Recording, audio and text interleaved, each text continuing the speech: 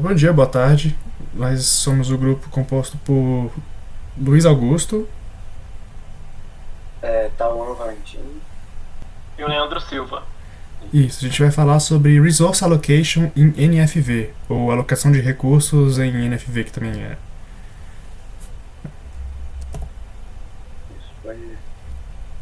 Bom, o Tauan, vou começar falando. A nossa apresentação vai ser dividida em 4 pontos principais aqui, que vão ser uma introdução sobre o conceito de NFVs, o problema da alocação de recursos em NFV, soluções para esse problema de alocação de recursos e uma olhada em desafios do futuro e uma conclusão. Pode passar. NFV é uma sigla para Network Function Virtualization, que significa, de forma bem literal, virtualização de funções de rede. Ela é uma ideia que se baseia em substituir middle boxes por funções rodando em software em máquinas virtuais. As middle boxes são aparelhos de hardware que têm funcionalidades específicas dentro das redes, como a de um firewall, de criptografia, de descriptografia, e elas são instaladas na rede para cumprir esses papéis. Então, a ideia das NFVs é que você, em vez disso, instale servidores genéricos e rode em máquinas virtuais dentro desses servidores software que realizem esses mesmos tipos de serviço. Pode passar, por favor. Por que essa ideia existe? O modelo que usa Mailboxes, ele tem alguns problemas. Primeiro, ele tem despesas de capital muito altas. Então, o custo de comprar esses hardwares especializados, ele não é baixo, e nem mesmo é baixo as despesas de operação, porque você tem custo grande com energia, infraestrutura e manutenção desses tipos de hardware que requerem mão de obra muito especializada. Além disso, esses aparelhos podem ficar obsoletos a qualquer momento praticamente, afinal a tecnologia está em constante evolução e uma grande infraestrutura pode ficar obsoleta quando um novo tipo de aparelho for lançado. E o problema disso é que substituir esses aparelhos é um custo e um investimento ainda maior que não gera um retorno tão favorável assim. Pode passar. Já o modelo que usa NFVs ou VNF também, que é só muda as ordens das palavras, traz grandes vantagens porque reduz esses custos todos, sabendo que agora os serviços vão rodar em hardware comercial, que é mais barato e pode ser usado para todas essas funções, não só uma função específica. Inclusive, quando as funções houver inovação na área, você pode usar o mesmo hardware para rodar apenas um software diferente, um software atualizado. Esse modelo ele também fornece escalabilidade, o que significa que você consegue instanciar novos serviços praticamente a qualquer momento. Você não precisa comprar um novo hardware e instalar ele, você consegue só inicializar uma nova máquina virtual e ter mais um firewall rodando, e você consegue organizar onde esses serviços estão rodando na rede de maneira também muito flexível e dinâmica. Afinal, é só você trocar em qual máquina, em qual servidor isso está acontecendo. Pode passar aí. Agora, uma breve explicação, tentando ser didático, sobre a arquitetura da VNF. Bom, a arquitetura da VNF é dividida em 3 blocos principais, como vocês podem ver na imagem, e eles têm interfaces bem definidas. O principal bloco é o bloco de serviços, que é onde, de fato, os serviços de rede são implementados em forma de software, Então você tem ali várias VNFs, que são controladas individualmente por essas EMS, e você tem ali em cima o OSS/BSS, que é ou um sistema operacional ou um sistema de negócio que está orquestrando uma lógica paralela a isso. Você tem embaixo a NFVI, que é a Network Function Virtualization Infrastructure, que é basicamente a parte física disso tudo, Então, os servidores, data centers, e tudo mais que vão estar sendo base para esses serviços. Então você tem ali a camada do hardware, né, de armazenamento, a camada de virtualização e as máquinas virtuais que vão estar rodando os serviços de rede virtualizados. E na direita você tem, na verdade, de fato, a parte mais importante dessa arquitetura, que é o mumble, que é basicamente a parte de orquestração e gerenciamento dessa tecnologia. Então, a função dele é automatizar o ciclo de vida das VNFs, desde o seu instanciamento, o escalonamento e a migração. Ele tem 3 blocos principais, que é o Orchestrator, que é o mais importante deles, que ele coordena a alocação de recursos dentro dessa lógica. Então ele vai coordenar onde os serviços vão ser alocados, em que ordem eles vão ser executados e coisas assim que a gente vai ver mais para frente. Tem o VNF Manager, que vai gerenciar o ciclo de vida de cada VNF diretamente. Então, quando elas são instanciadas, quando elas são escalonadas e quando elas param de rodar. E a Virtualized Infrastructure Manager, que vai ser um controlador dos recursos físicos que a gente tem nessa arquitetura.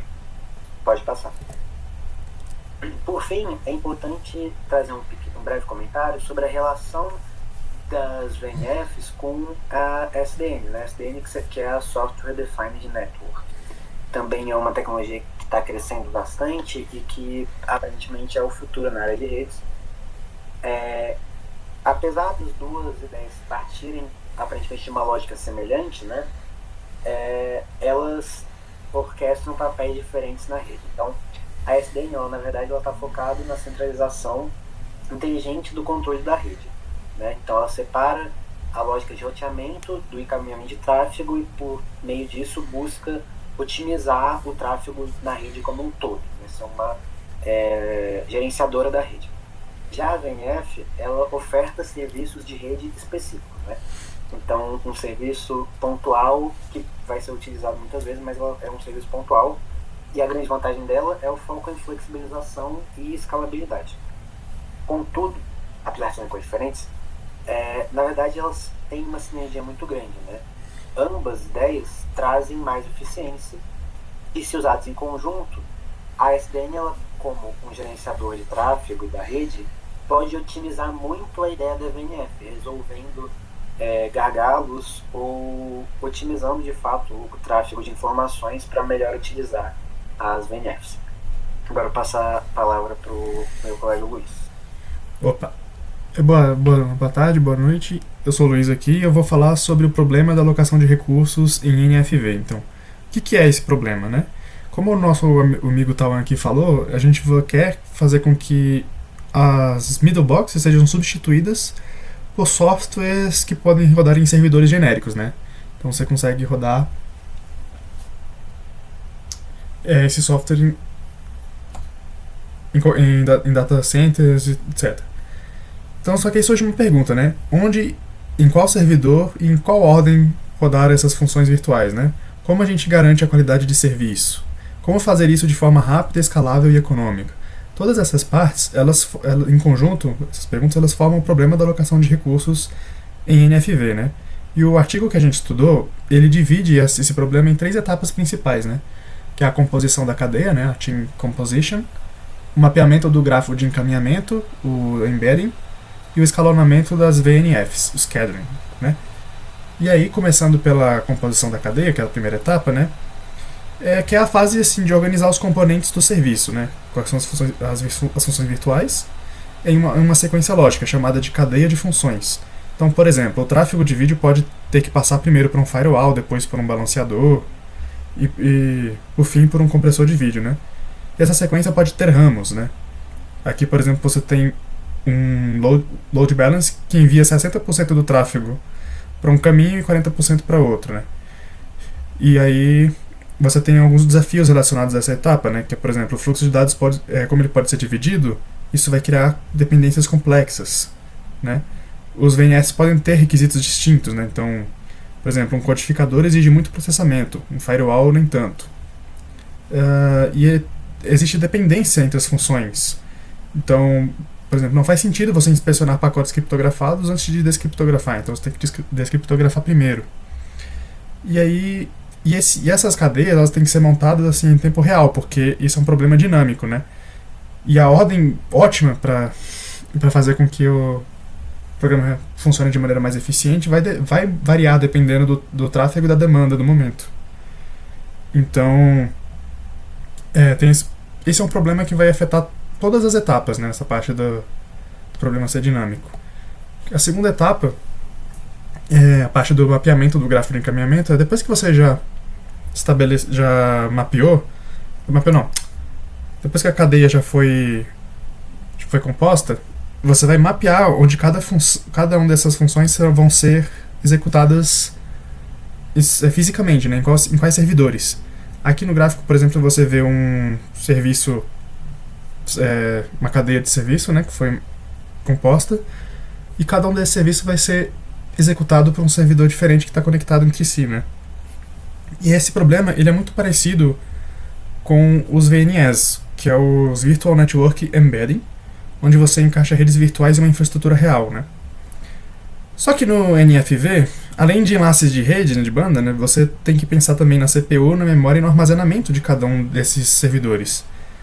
Que, como eu falei, cada um das etapas podem exigir especificações diferentes desses servidores, né, dessas máquinas. E aí, e o problema, um dos problemas, né, relacionados a essa etapa aqui é que funções diferentes podem consumir recursos muito diferentes, né, e variar de acordo com o tempo, certo? Então, aqui está o orquestrador, né, que o... Oi? Trazer um outro detalhe, e é interessante também porque nesse problema a gente pode ter funções que estão rodando no mesmo servidor, mas em máquinas virtuais diferentes, por exemplo, e isso também traz mais complexidade para os algoritmos que tentam resolver ele. Né? Uhum. Isso. Bom, e resolver esse problema ele é um problema NP difícil, né? Então significa que não existe um algoritmo e que consegue resolver isso rapidamente de forma ótima. Então, indo para a etapa final, né, do escalonamento das VNFs, né? Então, depois de decidir onde rodar cada função, falta decidir quando rodá-la, né? É basicamente um problema de escalonamento, que é similar ao de sistemas operacionais. Que aqui você tem, por exemplo, vários serviços rodando e você tem várias máquinas, e você meio que vai distribuir o trabalho para essas máquinas em tempos específicos, e você quer fazer isso de forma a respeitar o que foi definido nas etapas anteriores, né? Então, por exemplo, o F1 tem que rodar primeiro, antes do F2 e do F3, e obviamente antes do F4. Aqui você pode ver que, apesar do serviço estar sendo executado em máquinas diferentes, ele está sendo respeitada essa ordem aqui na imagem, por exemplo. E aqui também você tem serviços assim que que se dividem em vários ramos, né? Eles podem ser executados paralelamente também, como aqui nessa imagem, né?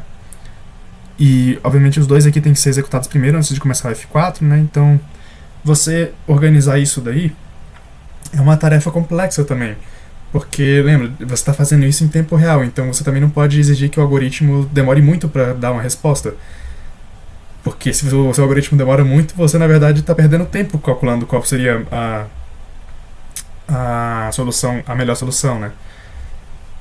Então você tem que levar em consideração o tempo total, o tempo de execução total do que vai demorar desde quando você recebeu o pedido do serviço até a entrega dele. Então, a parte de calcular, fazer todas essas etapas também é levada em consideração, né? Então, e outra coisa, cada uma dessas 3 etapas, elas têm interdependência entre si. Então, se você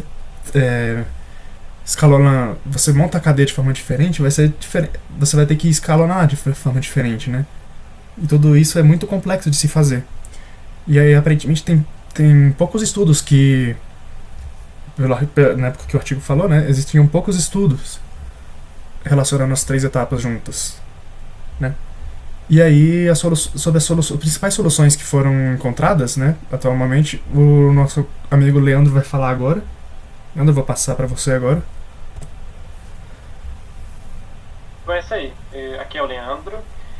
Então, agora eu vou falar sobre as tentativas de propostas para resolver o problema de alocação de recursos em NFV.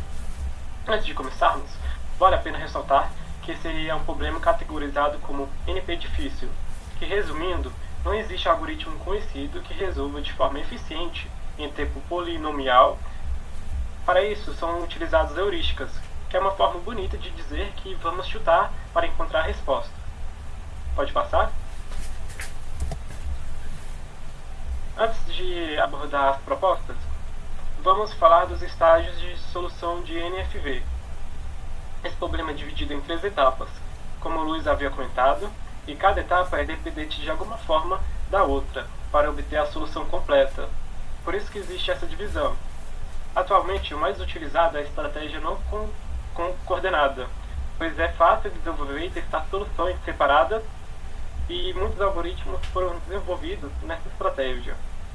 Enquanto na teoria, a abordagem coordenada, se alguma etapa falhar, ele pode simplesmente voltar na etapa anterior e refazer todo o processo. No entanto, ainda está em fase de desenvolvimento e não há propostas de tentar resolver essas 3 etapas de forma coordenada. Pode passar? Então, vamos começar pela solução exata. Elas utilizam técnicas como programação linear para encontrar a solução ótima, sendo aplicáveis a instâncias menores do problema. Na prática, elas não funcionam em tempo real, onde a gente precisa de precisão em milissegundos. A solução exata demora muito. Pode passar? Na solução heurística, eles buscam encontrar uma boa solução em tempo de execução baixo. Embora possam ficar presos em ótimos locais, eles escolhem a melhor opção disponível no momento, sem voltar atrás. Um exemplo seria mapear cada VNF de nó a nó com mais CPU livre, o mais próximo da origem do tráfego. Pode passar? A solução meta-heurística ela trabalha da mesma forma que a heurística. No entanto, ela tenta encontrar resultados para escapar de ótimos locais, encontrando soluções quase ótimas em tempos de execuções razoáveis. Um exemplo que é citado no artigo é a busca tabu, sendo o algoritmo que utiliza uma memória chamada lista proibida para evitar as soluções já exploradas, ajudando a escapar de ótimos locais. E pode passar? E por fim eu vou falar dos desafios e do futuro. Essa tecnologia está nas primeiras etapas e ainda precisa enfrentar alguns obstáculos para poder ser realmente trabalhada na indústria, que eu irei comentar na próxima página. Pode passar? Alguns desses desafios são todos esses listados, mas eu irei comentar apenas alguns deles. Por exemplo, o NFV dinâmico. Em cenários reais, ele deve ser tratado como um problema online, onde as solicitações de serviço chegam dinamicamente e não são conhecidas com antecedência. Um outro que a gente também pode ver é a descoberta de recursos, que é necessário que a qualificação dos recursos disponíveis na infraestrutura em NFV seja mensurável nos domínios de computação, armazenamento e rede de forma automática e sob demanda. E também um outro desafio é a alocação em conformidade com a qualidade de serviço, QoS. Os serviços de rede devem ser implementados garantindo os parâmetros de QoS, negociados no acordo de nível de serviço. Embora muitas propostas já garantam largura de banda e capacidade de computação, parâmetros como o Ginter, para os serviços em tempo real, ou probabilidade de perda ainda não foram considerados. E chegando agora no fim, pode passar a página. No artigo, os autores eles fazem um grande resumão do que foi feito nele, voltando a falar daquelas 3 etapas da alocação de serviços, e também ele também fala que ainda é uma tecnologia no início, que ainda tem muito a ser estudado.